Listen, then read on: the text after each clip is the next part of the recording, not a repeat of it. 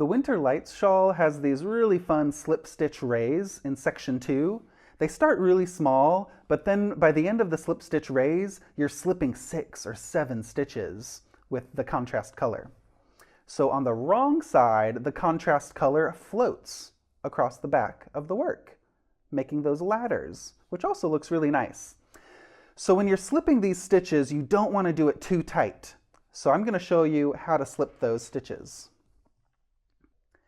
Here's a swatch with my main color in light gray and my contrast color in teal.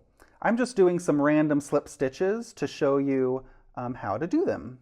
On the right side, I'm going to slip 5 stitches right here, and I'm going to hold the yarn in back as I slip 1, 2, 3, 4, 5 stitches purlwise. Just carry the yarn along the back of the work, and then when you knit that next stitch, just make sure that it's not too tight. That's all there is to it. You don't want to pull the yarn so that it puckers and creates a tight ladder. You want to keep the yarn just nice and relaxed. Let me show you that again, but over 7 stitches. So here's 7 stitches we're going to slip onto the right needle with yarn in back.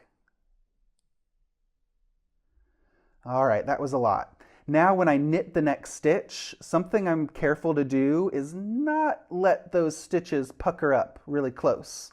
I like to slip those 7 stitches and keep them nice and smooth and relaxed on the right needle. So when you knit that next stitch, that's all there is to it. And your float's not going to be too tight because those stitches were nice and relaxed on the right needle.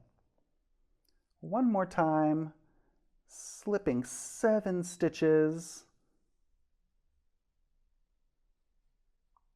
with the yarn in back.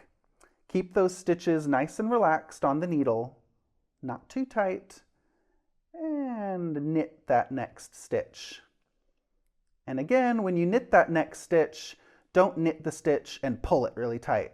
That's not going to create perfect knitting. That's just going to create tight knitting, okay? Tight isn't perfect. Tight is just tight. So slip those stitches onto the right needle. Keep them relaxed and knit your next stitch. I'm going to show you how to do that on the wrong side. This is where it gets a little more exciting. So look at that. There are my floats.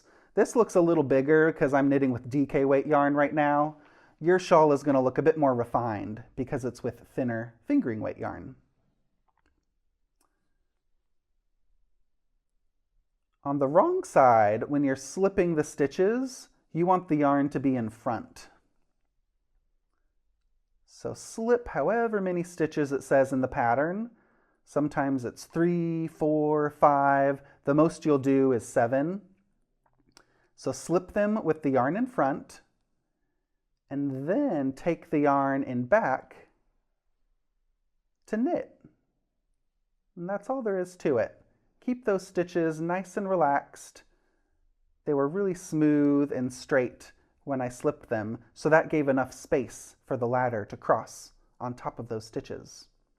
Okay, I just knit 3, bring the yarn forward, slip 7 stitches with yarn in front.